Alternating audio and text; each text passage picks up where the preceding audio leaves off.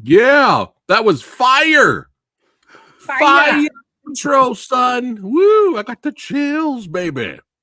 Thank you very much. I learned from the best. That'd be that guy down there then. Well, you have both been great helping me through this journey as a content creator, but I would like to just welcome everybody to the entertainment headquarters. And of course, I am surrounded by two legends, two fellow content creators, Mr. DJ Anubis of the Metal Tavern Radio, and of course, none other than Preston Downey, aka That Phat Samurai Guy. The What's man, going on? the myth, the legend. Supposedly. Hey, it's glad to be back here, man. I mean, oh man, that intro's got me fired up. That song is amazing. We got people in the chat right now. What's going on, Jake Hall? What's going on, man? Good to see you. Jake Hall is in the building. Yeah, a lot of it's a samurai. A lot of samurais are around right now. A samurai. Well, the only samurai I want to talk to is you, my friend, because we are here to talk about one of your favorite films. Oh man! And honestly, I'm gonna shock you now. I told Anubis this, and he's like, "Are you fucking kidding me? I have never seen that too. I did say that. The Warriors until now." You saw The Wanderers instead. Yeah. You saw The Outsiders. He had never seen this film. I have never seen The Warriors, which is the film we had to talk about. But after I watched it once, I obviously had to purchase the director's ultimate cut. Oh, nice! You fucking copycat motherfucker! Yes. So well, I didn't want to up the ante, but I'll have to do it. So I have the there 4K. You go. Going off. The 4K release. Mr. Pretentious. Yeah. Which I highly recommend if you guys are fans of the. Does that still have like the yes, or director color board type thing? So it has. Reason why I'm so excited about this release is because it has both versions in 4K. Oh wow, nice! So it actually has a theatrical version in 4K. So that's the only one I really cared about. But yeah. Well, like I say, the first time I watched this, I obviously had to purchase it off Amazon Prime. So I don't know which version that is on Amazon Prime, but I really enjoyed it. But I really enjoyed the Ultimate Cut more. I liked how it had the comic book background. Oh yeah. Kind of like sectioned it off, and it would give it more of like that 80s or 70s, late 70s feel to it, which I thoroughly enjoyed. But I do know this is based, I believe, off a graphic novel as well. Let's see, I'm reading the chat here. Just started Max finished the first two films halfway through. Thunderdome. Yes, a bit of Tina Turner goes a long way in that movie. Raggedy Man. Yes. Master Blaster. So let's get cracking with The Warriors. So The Warriors is a 1979 American action thriller film directed by Walter Hill, based on Saul Urich's 1965 novel of the same name.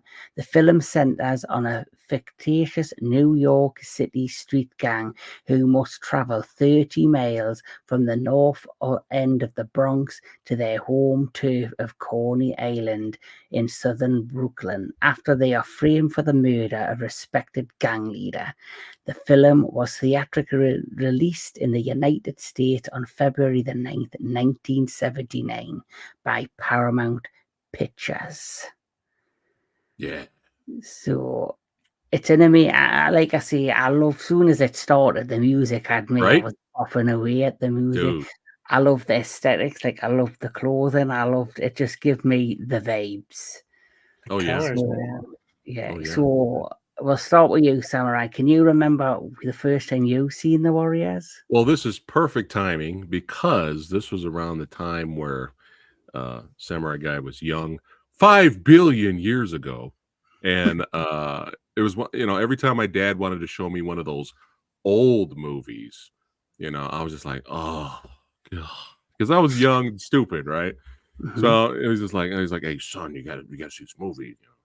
And I'm like, That's oh, because you probably thought your dad, like me, like my parents weren't cool, but your dad was probably cool, so that's probably why you ended up liking it. But like but I generally as was, a kid, you're like, yeah, oh, my parents gonna try to show me some shit that's crap, and then you're like, right. wow. I'm like rolling my eyes. I'm like, all right. And it was late night because it was, he saw that it was coming on TV late at night, which is the perfect time to watch the Warriors. Mhm. And Yeah. I was like, fine. And I sat down and watched it. And man, it blew me. It blew Young Samurai Guy away. I was just like, Mhm. this is like amazing, man. Like, this is so good. Yeah. Yeah. So that was my first experience to it.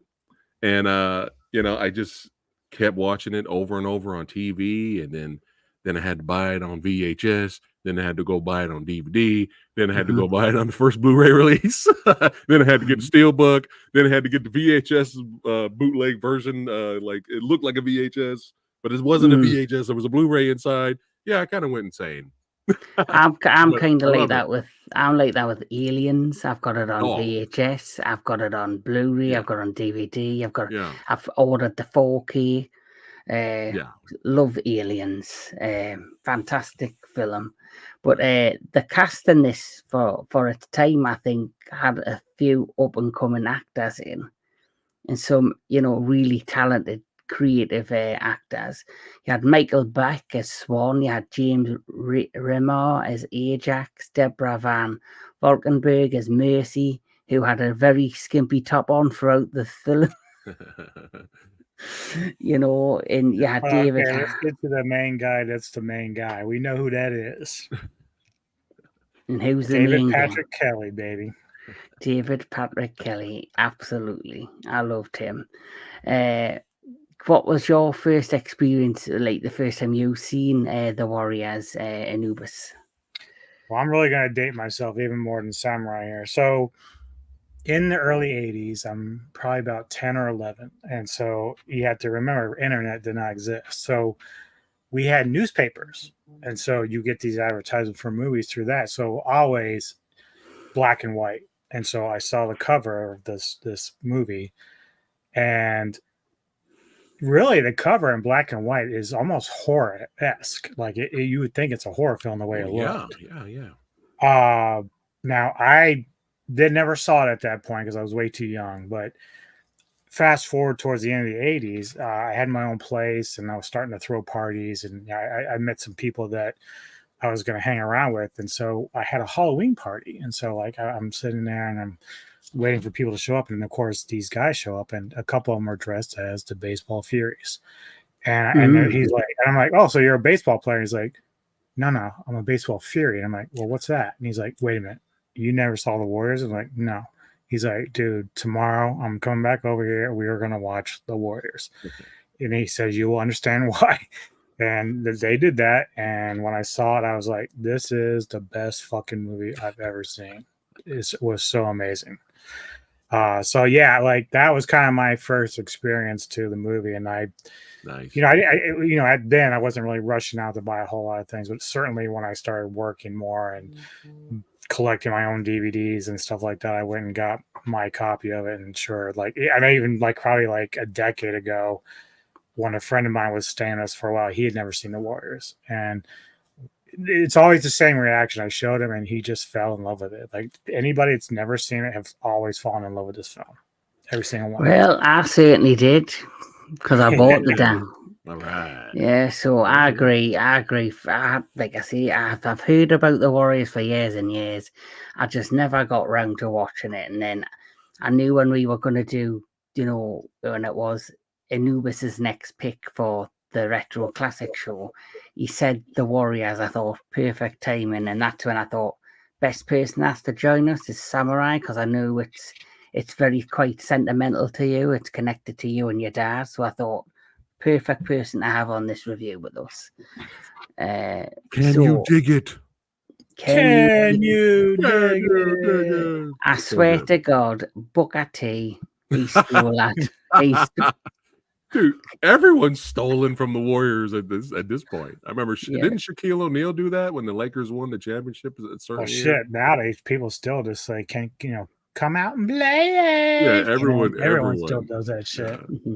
There's a lot of homages from other films as well. Like you have the Korean action martial arts movie, was A City of Violence. There's they come across all these gangs at some point, and then the camera pans, and then there's like these baseball furies looking guys. Oh god. So Nice. City of Violence, definitely check that one out. That's a must. Yeah, But and obviously the latest one obviously was John Wick 4.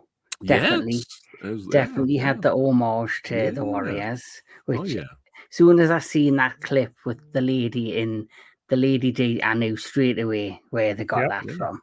Yeah. Once I had obviously seen John Wick in theaters, John Wick 4. I think her name is Lynn Thigpen. Yeah. So that mouth. Yeah. Can't miss it. You can't miss it. Didn't they play the song? All right, Bappas. There you go. You'd be looking good now. And the references are so great. Like, once they come across the Furies, she's like, they're trying to make it all the way home. Yeah. Didn't they play the song too in John Wick 4? It's been a long time since I've seen John Wick 4. Didn't they play Nowhere to Run? I think they did, yes. I thought I might be wrong on that. Yeah, it's either that or like a rendition of it. It's either one. So yeah, definitely.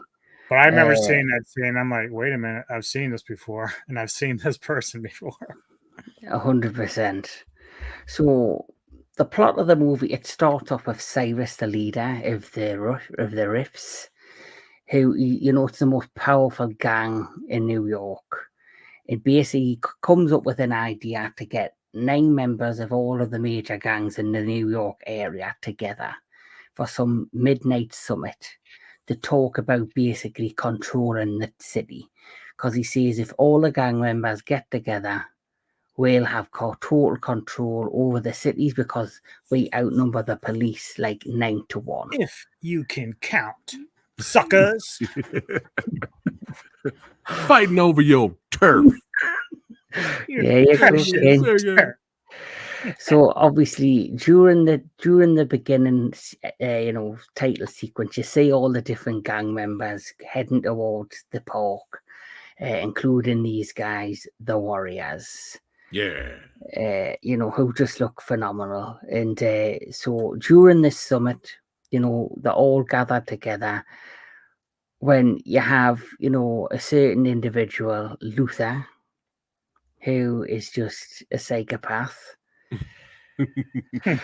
Mr. Luther there, one of the greatest ad-libbed lines in movie history. That would be a fun list to do.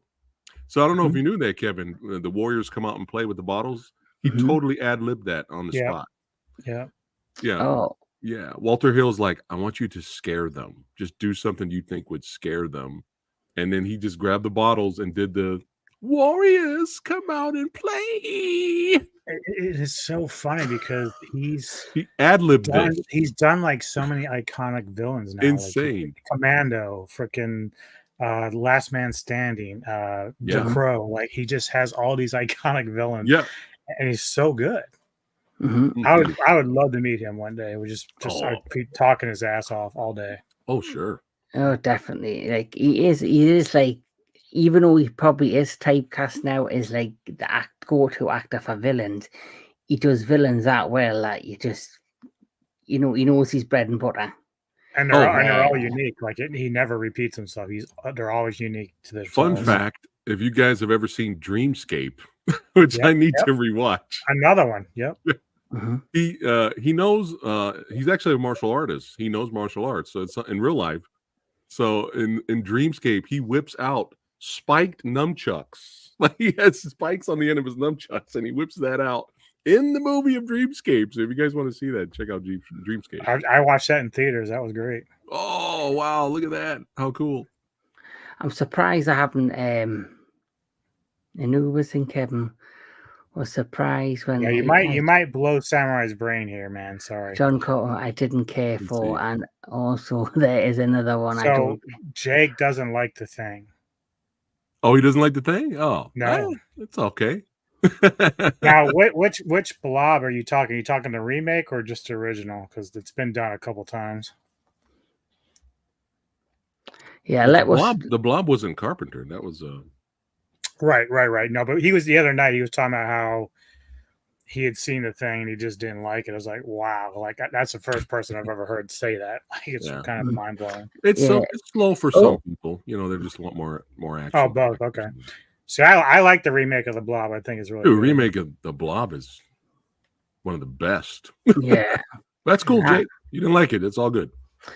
Each their own, like you say, everyone's allowed to like what they like and dislike what they dislike. Like even you, Anubis, were surprised today when I released on the channel my top 10 war films. I didn't actually include Apocalypse Now. Not that one, and nor Tor, which I was kind of surprised. Yeah. But you know, I mean, it's all about preference too. So. You had Wind Talkers on there though, right? Nope. I'm just kidding. I gotta watch this video now. I want to see your list. Yeah, Tropic Thunder. It's not a bad list. I mean, a lot of the usual suspects that I like are in the top 5, so I was good with most of it. Yeah. Tropic Thunder's in there. You know, it's got to be in there. Yeah, right. I still love that movie though. It is a great movie, dude. I would pay anything for that. Is that the good last? One is Tropic Thunder the last great like big budget AAA comedy? I probably would say so. I know a lot of people are in terms of like the actual type of comedy. You mean? Yeah. Yeah, just like something that big and grand, but still funny, and the type of comedy that's in there. Probably, yeah. You're not going to see that today. Nowadays is kind of watered down. Well, I was reading the interview the other day with Ben Stiller and all, who said he will never apologize for that film. And I don't. No reason. Shouldn't have to. He should never ever have to apologize. So it was, it was a film for its time. And that's what annoys me with modern cinema, where, especially with Disney, anything that they deem controversial now, if you were to have Disney Plus and play it, it comes up with this may be offensive logo on the warnings. Screen. Yeah, it's pretty bad. No. I don't want to hijack our conversation too much, but that kind of happened with Ace Ventura, where people were coming out saying that, oh, it's transphobic. But I'm like, you realize if I sit here and pick that apart like you did, I'm going to show you that the what's her name? Sean Young. Her character actually kills people and sexually harasses people. So do you want to really discuss that? Because that character is not a very good character overall. Right. And Blazing Saddles, that had a warning in front of it. I find people all the time, especially people of color, that watch Blazing Saddles and they laugh their ass off. They understand that it was a product of its time. They get it. It makes fun of racism. That's the point. Right. But anyway, back to the Warriors. Yes.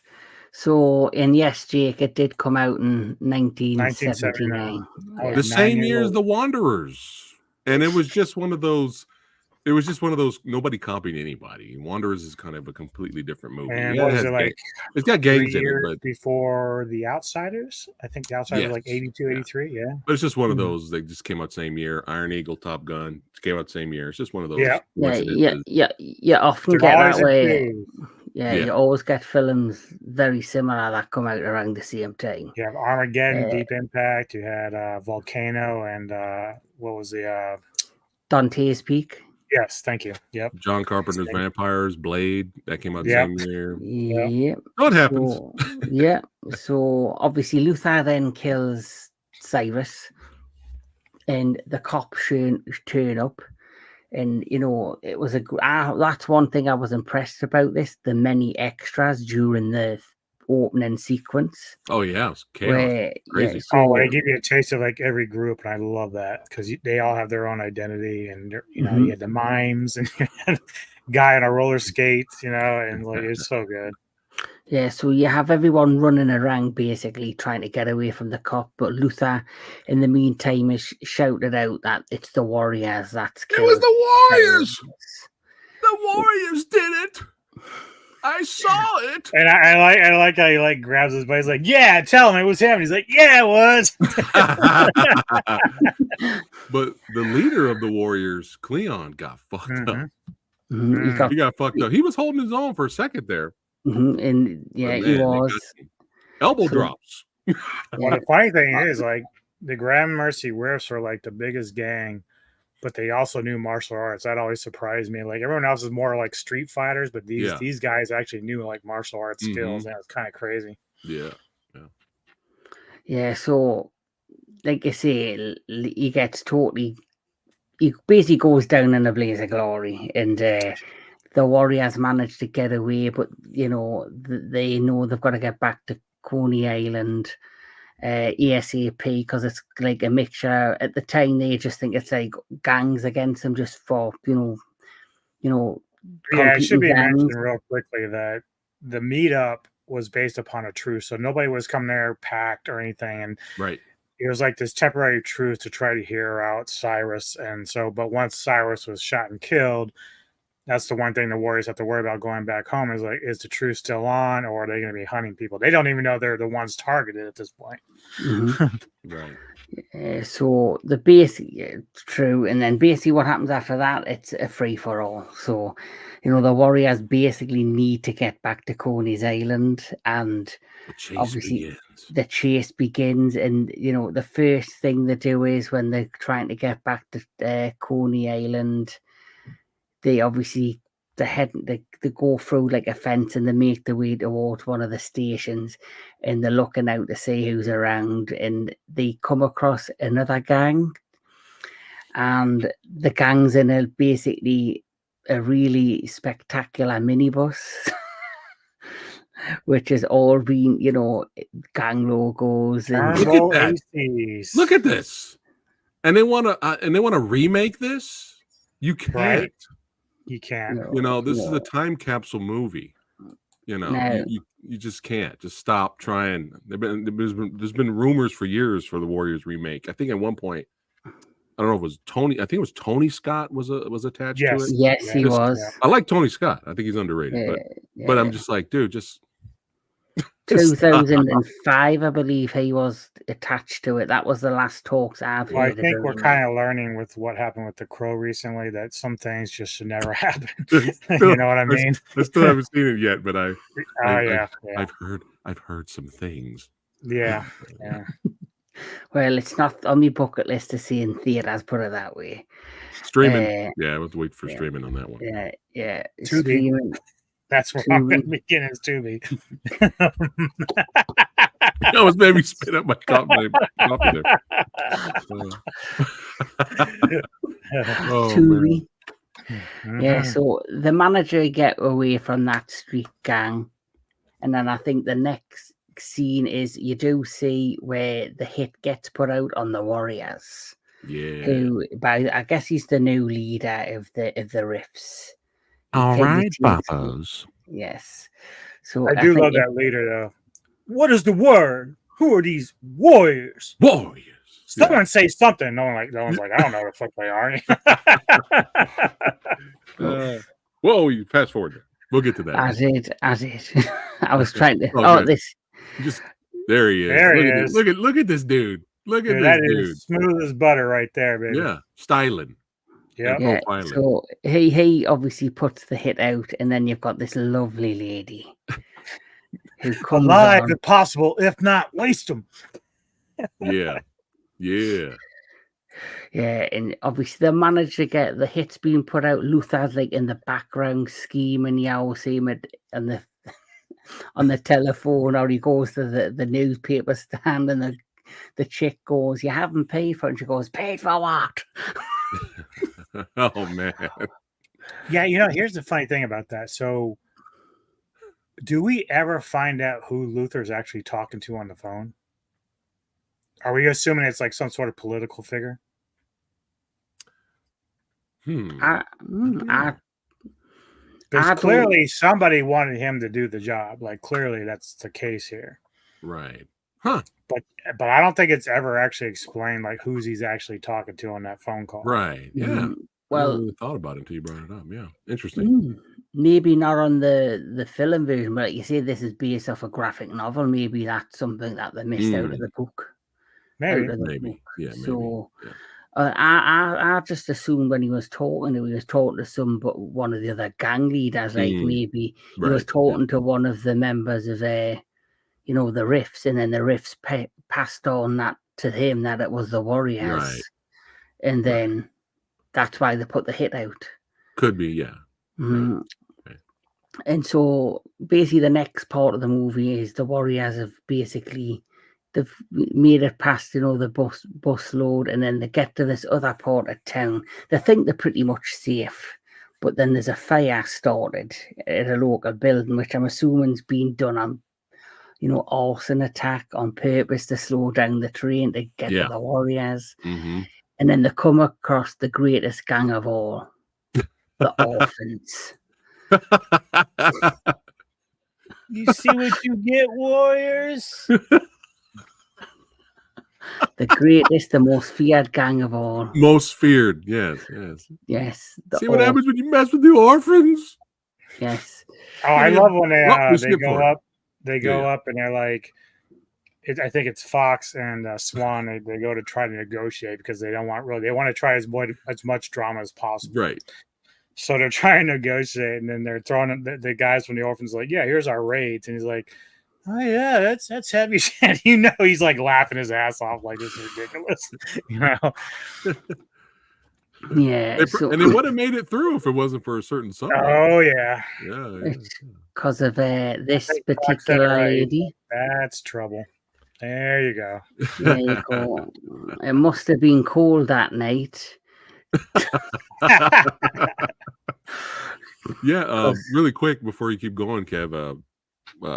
They released. I don't know how long ago this was, but they re-released the Warriors in theater down in Hollywood. And me and a buddy of mine, another big fan of the movie, who dressed up as one of the Baseball Furies for Halloween when he was a teenager. We went down to Hollywood and saw the movie there, and James Remar was there. I forgot who else was there, but she was there as well. So it was cool seeing them. I didn't get a chance to meet up and talk with them or get photos or anything, but it was cool seeing them. They did like a Q&A. But they talk about that scene there where they set the car on fire and they run away. And if you watch really close to that scene again, they're really close to the car when that car blows up. It's crazy when they're running away and then the car blows up right. But they're close. So they're like bragging like, yeah, we almost died, but it's cool. We got stunt cred now. But yeah, if you watch that scene again, it's like, holy shit. Yeah, but you could imagine and obviously that's like a dangerous scene. They didn't really take care like they do now for some of that. But I see something like that and hear that guy say it. I know he's just kind of funning, but like then I would sit there and imagine Jackie Chan kind of sitting there going, whatever, dude. That ain't nothing. That's Tuesday. Yeah. Yeah, because Jackie Chan, the amount of times he nearly died doing the stuff he did. Dude, those guys, like when you see, there's like a nice video out there where he's meeting some of his old guys stuntmen and like he gets really emotional about it. Like it's really great though, because dude, they like put themselves through fucking hell and they had no insurance, no nothing. Like it was ridiculous. Yep. Is that the same thing with Jackie Chan that I've seen where he's with his daughter and he's watching footage of his old movies and he tears up? I don't know. Someone's interviewing him and he's got like this new group of people, and then like as he's standing there, the old group comes in, they swap places behind him because he doesn't see them. So then he's kind of talking about, because in the interviews with the old stuntmen are on the screen. So he's watching this while they're doing the swap out. And he kind of takes a moment and he goes, oh, and he starts getting really emotional because they're all happy to see him and whatnot. So it's a really cool video. I really, really liked it. I guess it was like a tribute or appreciation to him and, his life and stuff like that. So, yeah. And they have that Kung Fu Stuntman documentary on Hi-Ya, which is nuts, which is insane. Yeah. I just remember seeing something. It must have been about his career, like his career highlights, and he was standing, and you just see him watching his work on screen, all his performance, and he's got it's his daughter, and he cheers up, and she's hugging him and cuddling him, and I thought it was, really, really nice, like a walk down memory lane type thing. Yeah. And hats off to him. He has had an amazing career. Oh yeah. Sorry, my fault. So the next thing that happens with this tribe, that obviously they make it to another train. They're on the train, I believe, and some of the guys, they kind of separate, I believe, at this point. Some of them go this way, and I think, is this not when they meet up with these ladies? The Lizzies. The Lizzies. Yeah, so they get separated, Yeah, and some the cops show up. The cops Yeah. show up. Oh, and one of them gets knocked in front of the train Yeah. and dies. I think it's Fox. Yeah. Yeah. So Fox gets killed on the train. They get separated. So we've got the lovely Lizzie's there. And as Anything goes. Which Anything really, if you goes. think about it, like these guys didn't know any better. It's like, dude, you know that's short for Lizzie Borden, right? You don't want to be fucking with these chicks. So they end up going with the Lizzies. Yeah. At the same time, the rest are going through a park. And I believe this is when you see, is it Ram, the Jeremy Brahma character? Oh, Ajax. Ajax. I was Yeah. going to say Ramjack. Lamar, I don't know why Lamar. I was going to say Ramjack. But Fucking wimps. so this Wow, is yeah, I could use another word, but it's not appropriate these days. Guess you're all just turning, you know what? Ajax, this whole movie was he's just over the top, man. Like even the meeting in the beginning, he was just like, why do we gotta go to this fucking meeting? These guys are wimps. What's going on? What is this? Who made you war chief, Swan? Make your move. Swan's like, make your move. Yeah. Out of all of the characters, he was definitely grown on me. Is one of my favorite characters. Oh yeah. And he goes through the park, and obviously, you know, and this is when I believe they came across these guys. Yeah. These guys are just nuts.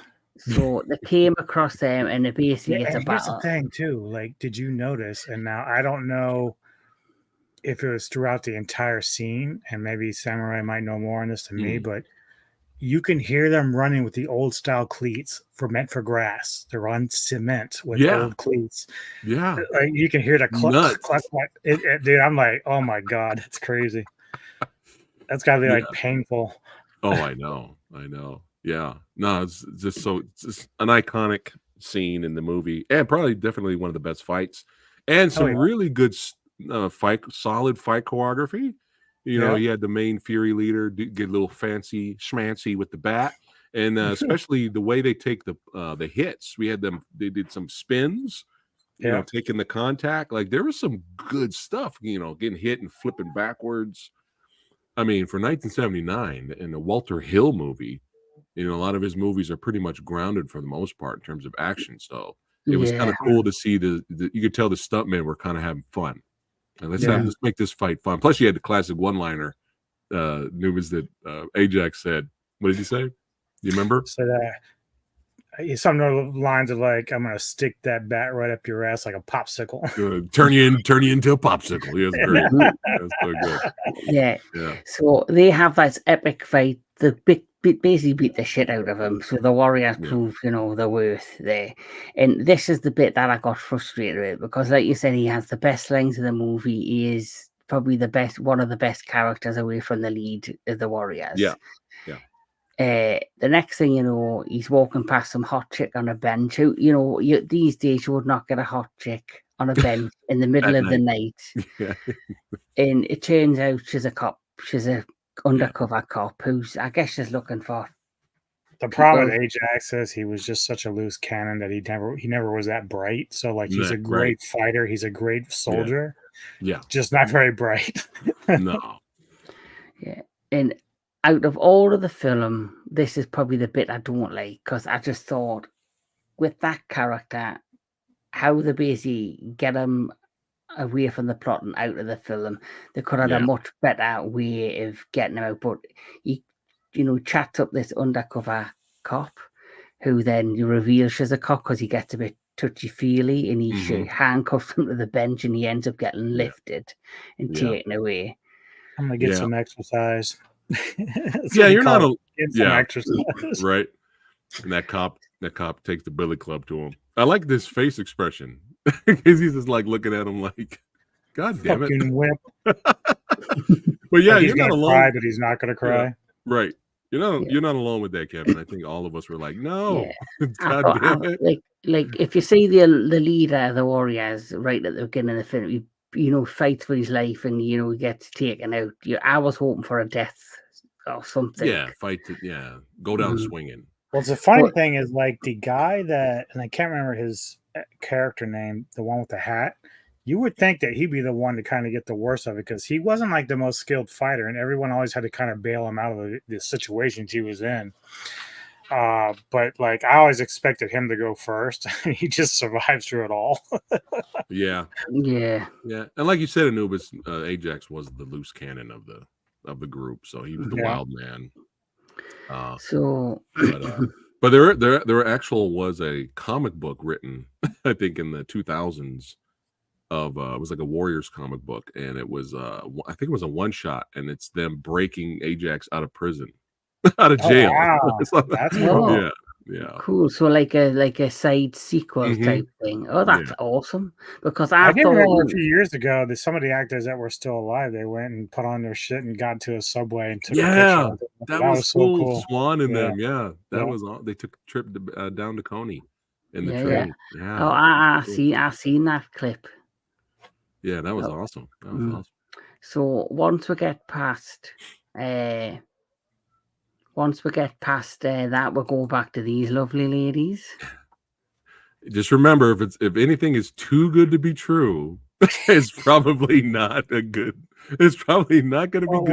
What was it? What I think Koji was asking, I was like, girls like you always got guys. They're like, yeah, they took the night off, but they're nothing. They're really weak. And I'm like, yeah. Okay. Time to go. Yeah. Oh, really quick fun fact with because then Ajax gone. I just want fun fact. Remar said that when he went in for the role, I guess Ajax was originally supposed to be this big, huge, buff, huge, intimidating guy, but he wanted the part so bad that when he went in to do the what you call Anubis, the audition. Thank you. He was like, all right, I really want this part. I'm not a big guy. So when he went in there, he slammed the table in front of the people that were there doing the audition and was like lifted the table, slammed it, and was like he made himself like look big and intimidating. Yeah. And they were like, oh, you got the job. So, but yeah, I didn't know the original character was supposed to be huge. So I thought that was fun. Well, you really think about it, he wasn't like the biggest guy, but dude, the attitude and the way that he conveyed himself, like that made him larger than life. Like he's one of the characters really in this movie with the Warriors that stands out the most. Mm-hmm. Oh yeah. That's why I was disappointed. He's still my favorite character. Yeah. By none, he's my favorite character, but that's why I was saying because he is such like a prominent character from start to where he gets to that. To take him out that way was really, like I say, disappointing. But this is my favorite. One of my favorite bits when the Lizzies, the guys think they're in for a treat. So good. And then all of a sudden, the chicks are packed. Yeah. And then Rembrandt. Yeah. And then next thing you know, all hell breaks loose, and they are going for, they got to fight. Equal opportunity. Absolutely. they got to fight. Yeah, I can't remember which one it was, Cochise or another one. He actually took a chair and knocked one of the chicks out. I was like, whoa! There you go. Yeah, that was sweet. That's Cochise. Hey, they got guns and knives. Hey, it's fight to fair survive, game, man. baby. Equal rights, equal fights. There you go. Yeah, that is probably my favorite thing I've ever seen when he just smashes the chair. And it's also when they find out finally that they are being accused of killing Cyrus because the girls blurted out at that time that they're the ones that did it. Right. And then all the puzzle starts coming back together. That it's not just about the truce being over; that they're actually being hunted down. Yep. Kevin, let me just stop and just make sure I say this right now before we continue. I'm having a good time. Why are you so happy about this? I had to sort that out. Yeah.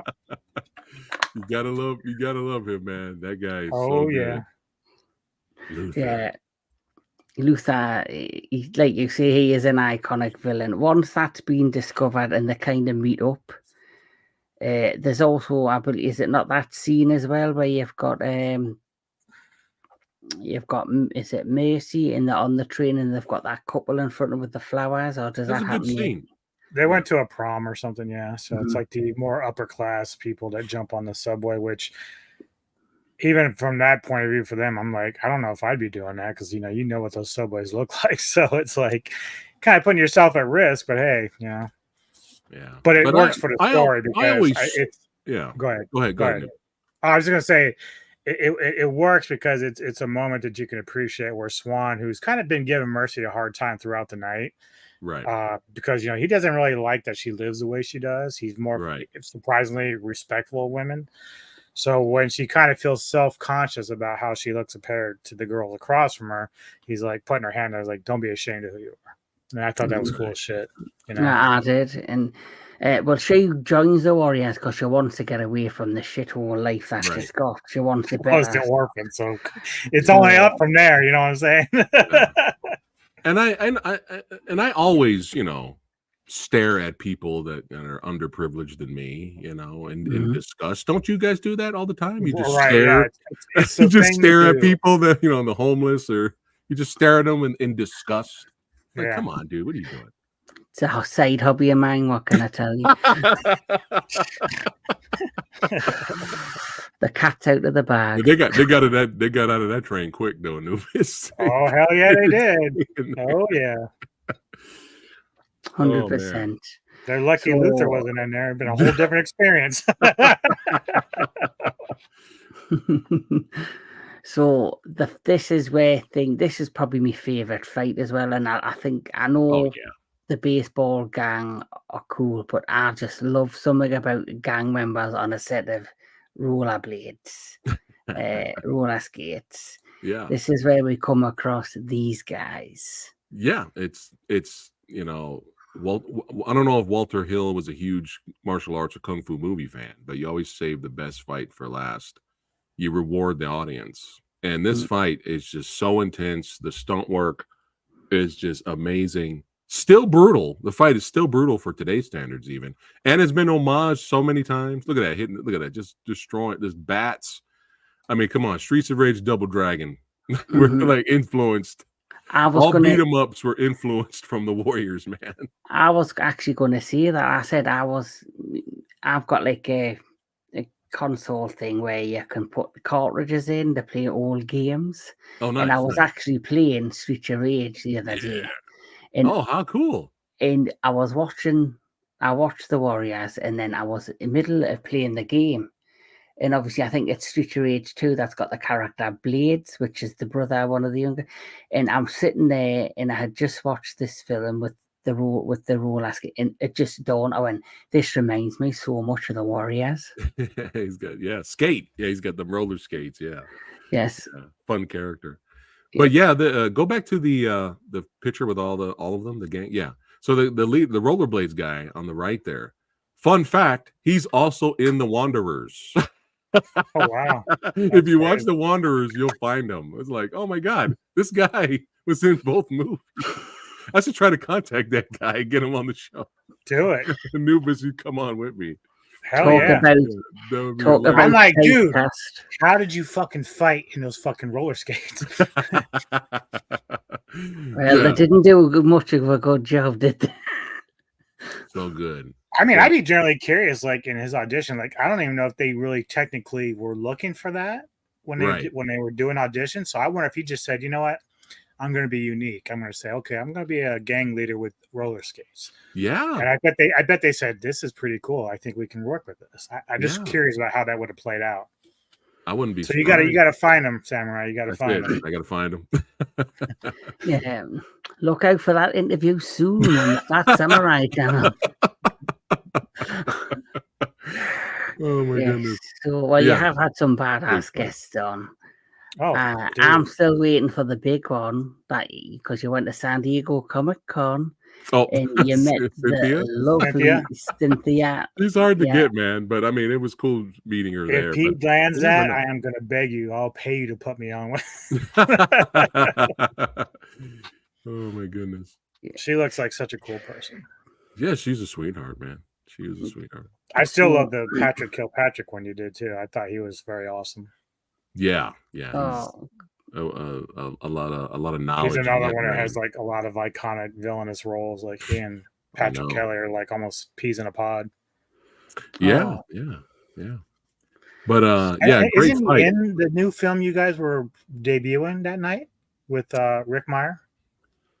I thought I saw him in the Patrick cast Kilpatrick? list. Yeah, I thought he was in the cast list.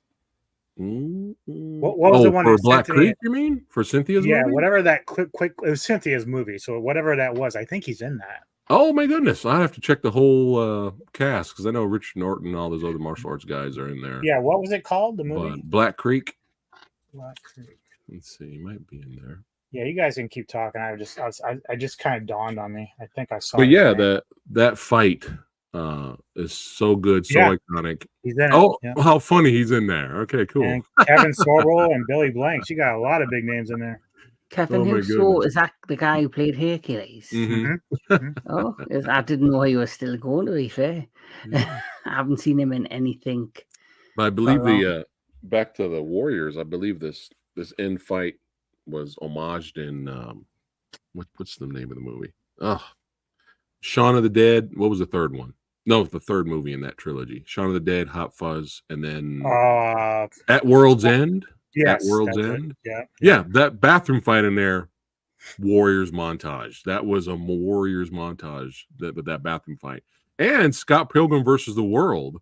There was a Warriors montage when Scott's fighting Chris Evans, and then a whole bunch of Chris Evans show up. Listen to the music during that fight. It's basically the fight. It's basically the same music from. I'll have to go back and revisit. I did see it one time, but it's been a while. Yeah, listen to the music when he's fighting all those guys. Yeah. Oh, cool. Like, I see this is my first time watching, well, second time. I can watch it as many times as I want now. But like I say, I have seen like the version that was on Amazon Prime, but I really enjoyed the Ultimate Cut, especially with the cut screen with the comic book sequences.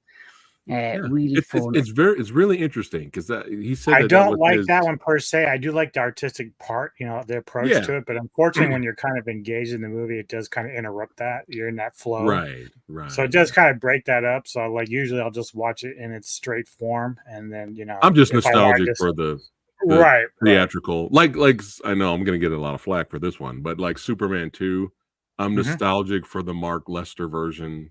Even though the Richard Donner version cut everyone likes better, but I'm nostalgic for the. What is the difference? There's more comedy in the Mark Lester one, and the ending's a little different. Is that the one that was initially released, or is that the other one? Well, the Donner one is the theatrical release was Lester, because remember Richard Donner was filming. Superman 1, Superman 2 were supposed to be one big movie.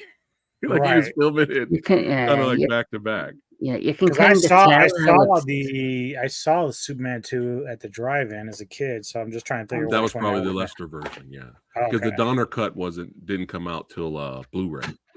Oh, okay. Yeah, but I'm just so used to the Lester one, so like there's like little tweaks, like anything comedy has been taken out, like when Zod and them are like, he goes, "Blow them a kiss, dear," and she blows, and you got the one guy on the roller skates going back like, "Oh," right? That's taken out of the Donner cut. He just wants it serious, and that's it. Even some of the dialogue, like when Zod goes, he goes, "Why do you?" When Lex Luthor's talking shit, right? And then Zod turns and goes, "Why would you say this to me when you know I will kill you for it?" Right? Just the way he says it is hilarious, right? But the Richard Donner version, straight, serious. So why would you say this to me? The ending where why would you say this to me when you know I will kill you for it? Goes back to the cafe and he's like, "I've been working out," after he like throws that trucker out the window or whatever it was, or throws him down the bar. Yeah. Oh, I love that scene. I love both scenes, but the cool thing is I think in the new Superman 4K box set, they have both versions in 4K, even the Lester version, which was thought to be. And you've got coming out soon, haven't you? The new Christopher Reeve documentary. Oh, I saw that. Yeah. I think that'll be an interesting and heartbreaking watch. Yeah. But we're closing to the end of the movie where we get, dawn is brewing. We're getting close to the dawn. They've managed to basically make it back to Coney's Island. Not all of them, unfortunately. But this is where Luther has been basically waiting for them in like a revamped version of the Ghostbusters car. One quick thing. We do find like a little bit before that where another gang member comes to the Grand Mercy Rifts and he tells the leader that he knows who shot Cyrus. So Right. we kind of find out that there's like something else that are brewing here. So yeah, go ahead. Sorry. Just want to throw that in there. Oh yeah. So yeah, the new leader of the Grifts, yeah, I remember that. He comes and he says, I know the real culprit. Because if you think right at the beginning when Cyrus gets killed, one of the members of the Warriors witnessed him getting shot. Fox, yeah, and he's the one who dies as well. Yeah. So even if he got to the end, he probably could have said, "I watched." Yeah. That's probably what it is that they killed him off so that they still would have to wonder why they're being chased or whatever. Right. So obviously you get this lovely scene, which is iconic that you love so much. You just look at it. He's so intense. Yeah. He's so intense for speaking softly, and then he goes back loud, and then he goes soft again, and then loud. Come on, play. Warriors, come on and play. Sounds like he was having an orgasm the more he went. Oh, so good. This is where they end up going to the beach. Yeah. And, everybody he wants to have a one-to-one battle with Luther, but Luther, because he's a slime ball, brings the very same gun that he's like, one-on-one? You're nuts. You're dead. Yeah, pulls out the pistol. And then next thing you know, he shoots him. I guess he ducks and dives, misses him, and he stabs him in the eye. And I love that slow motion shot. Yeah. Who throws the switchblade and still impaled his hand. Oh, the scream. Oh, it's so weaselly. Yeah. And then 5 million riffs show up. Dude, all black. Yep, look at that. Like, that's just intimidating as fuck. But I do love Swan's answer. He's like, the leader's like, yeah, you warriors, you're pretty good. He's like, the best. I'm like, wow. That's like ballsy, but I guess the guy appreciated his candor. Yeah. Respect, because they went through all the other gangs, man. They move apart. Yeah, he's like, we found what we're looking for. And then Luther's like, what? No. No. It wasn't us. It was them. That's the great thing about that actor is like when he's psychotic, it's the intensity in his eyes, his performance, especially with that scene where he shot him. Yeah. And then when he's cowering down, you're happy for what you're happy, and you just see all of the riffs going around him and taking him out, and then obviously the warriors walk off into the sunset. That's right. And another fun fact: one of the greatest movie video games, The Warriors, is like one of the best of all time. If you have not played the Warriors video game, it's a must. Kevin, you got to play the Warriors video game because it's like a prequel to the movie leading up, and then you play the movie, and then I'll spoil this during the credits. You get to play as the Riffs beating up Luther and his gang. You get to play as the Riffs. Can you download that on PC? I wouldn't be. It should be available anywhere. Well, I'm gonna search for it as soon as we're done here. Yeah, it's one of the great video game based off a movie. Period. It's so good. It's so good. So in all, the Warriors, my second time watching, it just got better the second time. Right? I know you like the theatrical cut, but I really like the comic book element. And for me, when it turned to the comic book, it felt like a chapter, like they were showing the movie in different chapters. Yeah.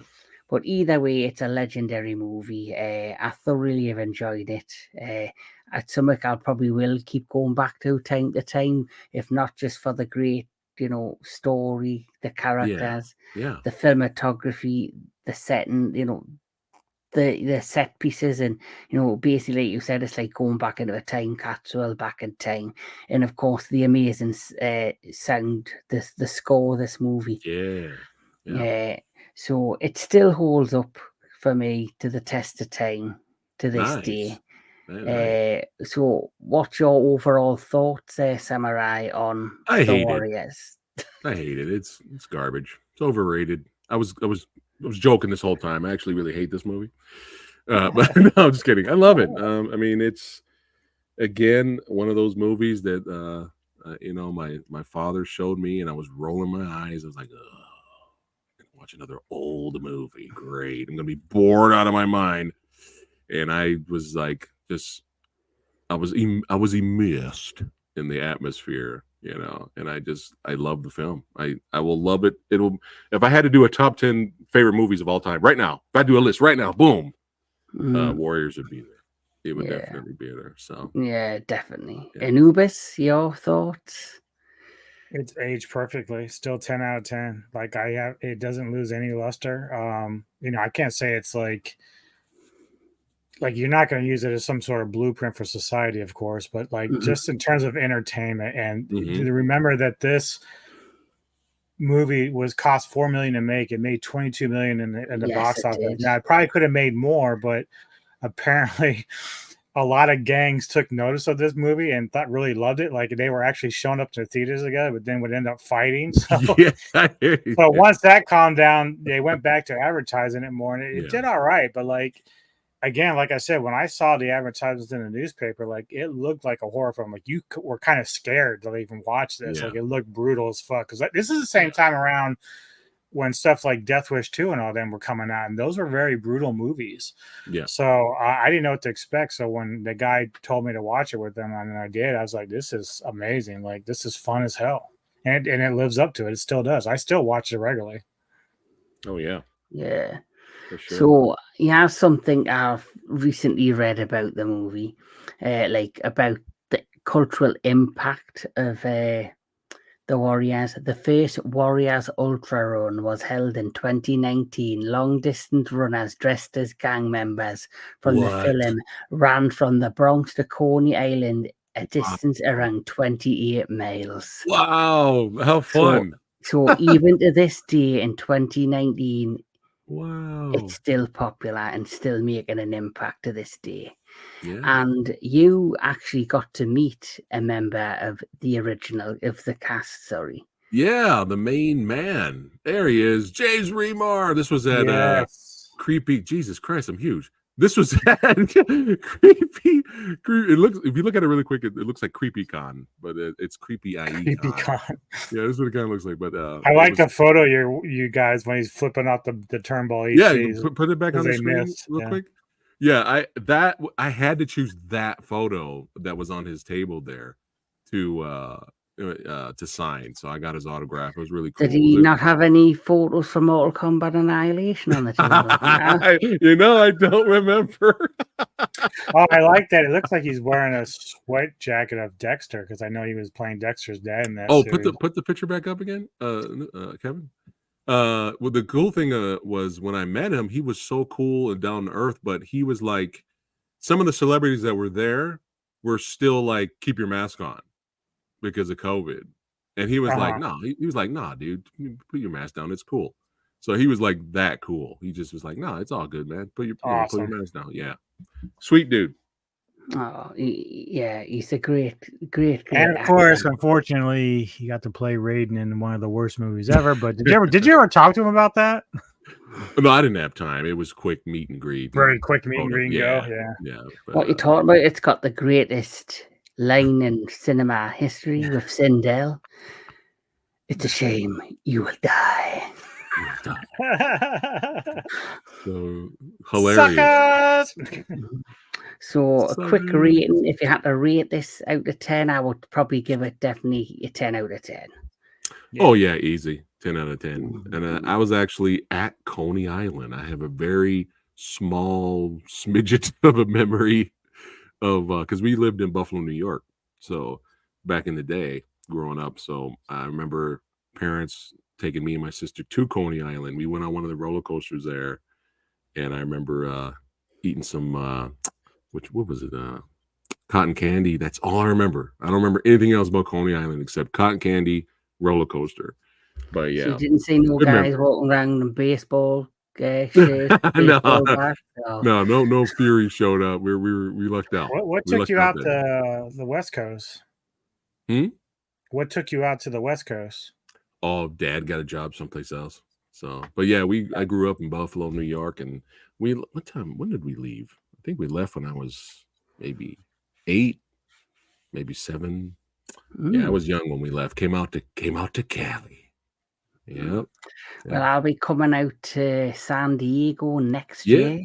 Yeah. All right. So looking Yeah. forward to that. So me and Walter will be meeting up with a couple of members of the Movie Dojo Army Oh yeah. to spend some, time out there and hopefully meet you and potentially Lady Fat Blood. Oh no, I'll be in hiding, man. No, I'll be hiding. bet. Of course. Eventually, man, I'll make my gotta way do out it. there. Yes. Yeah, man. Just hit. You So- guys In just hit fact, me up. Rick me was like, I was like, hey, I want to get out. He's like, dude, get a ticket, go out to the Comic-Con, we'll get you in there. I was like, all right. Nice. Yeah, man. Just Yeah, keep unfortunately, it. I'll not be there when Comic-Con is because I tried to get out there for Comic-Con, but the prices for flights and hotels are astronomical. Yeah. So I'm coming in July, but earlier in the month. Yeah. So- Keep us in the loop. Yeah, we definitely got to meet up, man. It's gonna be fun. Definitely. But really quick, Anubis, I forgot to tell you, Billy Hansen, Bone Cold director, Yeah. had a pass to go to Comic-Con, and he wanted to go to Kung Fu Extravaganza. And he's like, dude, they won't let me in. I was like, I was behind the curtain getting ready to get called up on the panel, on Right. stage, because we Yeah. were starting. And I get a text, and he goes, I'm outside, and they stopped giving out badges at 7:00. Oh, wow. So he drove all the way from LA all the way down to San Diego, and they wouldn't let him in. I was Oh, so my bummed. He was God. bummed. I was like, God damn it. I There was nothing I bet. could do. There was Yeah. nothing I could do. So I was like, Oh. damn it. I forgot to tell you that. That's crazy. So there you go, Kevin. Anybody going to Comic-Con, don't show up at 7:00 because they You stopped get there giving like out 2 badges. hours early. Yeah, they stopped giving out badges. So Well, I hopefully one day I'll make it, and hopefully you'll be rocking the San Diego Kung Fu yeah. Extravaganza. Yeah. With the era, do make me presence there. But as always, I've loved having you on the channel, Fat Samurai Guy, aka Preston Downey. My co-host as always is amazing, DJ Anubis. But quite quickly, Samurai, what do you have coming up on the channel, on your channel? Well, I may have overbooked because I get ambitious. I may have overbooked guest appearances, but a podcast will be light, but all the movie discussions that I'm going to be doing, all these guests coming up, they're all podcast episodes anyway. But we're prepping for Halloween, man. It's going to be nonstop horror movie reviews every single week. Yeah, I think he's starting in September and going all the way through October. Yeah, so stay tuned. Me and Anubis's episode will premiere next week, the first week of September. We talk about Dr. Giggles, baby. I absolutely love that film. Yeah. And we got way more stuff coming. Yeah, I'm doing stuff like every week, maybe twice a week with guests. So it's going to be crazy. Because I know you've been like pre-recording stuff, haven't you? So you've got your content. I'm trying. Free. That's the goal. Like tomorrow, I'm doing something with Kyle, and then trying to get ahead of it so that way it'll all premiere September every week. It'll be episodes and October, and we gotta represent that horror genre, man. Absolutely. Anubis, what's coming up on your channel? Directly next Wednesday, obviously, you, me, and Mr. Tony the Dead, we were doing the 4-pack of creature feature on your channel, doing Infested, Itsy Bitsy, Spider in the Attic, and Sting. So we'll be talking about those 4 films. All right. Then at 2 p.m. it will be me, Mr. Tony Dead, and Crypt, and we're going to discuss the movie Strangeland by D. Snyder. So we're going to review that film. Nice. Indeed. Cool. Well, like He's you've cool. mentioned on my channel, got me into the darkness segment, creature feature. Also, next week, I'm very much like Samurai. I'm working extra hours, so I've had to schedule things throughout the month. But throughout the month of September, I'll be doing a Kaiju Connection segment on the film Gappa.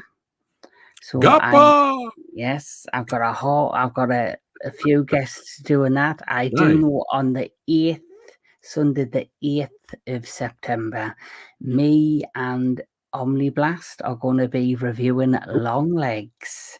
Oh wow! Oh, nice. So we are going to be doing that, and she's joining me on the channel for the first time she'll have been on my channel. And very much like you, I have a number of things planned for the rest of the month. In October is going to be Taste the Blood Vampire Month for me. Yummy. Yes. So the first week in October, I actually won't be here. I'll be in Romania. And I'll be visiting the castles and seeing where Bram Stoker got his inspiration from. Oh, cool. And once I'm back, every week he's hoping he comes across the stat and becomes a vampire. Yeah, Anubis, when we see Kevin come back and he's wearing sunglasses, we know what happened. Right. I'm probably going to look like the dude out of Subspecies. Yeah, that's probably true. The vampires that come out of there don't always look so great. Yeah. They're not the Twilight series. Yeah, so come on, every week in October I'll be doing a horror review. I want to do Queen of the Damned. I actually did not know that. I love that film though. That is such a great film. But it makes sense because of course Kelly's in it. So cool. And Patrick. Yep. Mm-hmm. So like I say, it's been a blast having you all on. For everybody watching, it's been a blast having you watch. Please like, share, and subscribe to the Metal Tavern Radio, my good friend DJ Anubis. Please subscribe to Mr. Preston Downey, aka That Phat Samurai Guy. And if you would like, please subscribe to the Entertainment He is our sensei. He is our sensei. He is one of my big inspirations of why I started being a content creator. And like you say, if you haven't checked it out, get yourself a copy of The Warriors. Very underrated. Very underrated. So, come out and play, baby. Come out and play, baby. Yeah. But until then, keep loving your movies, keep on loving watching all your stuff on streaming, and keep loving all things entertainment, and we'll catch us all at the next one.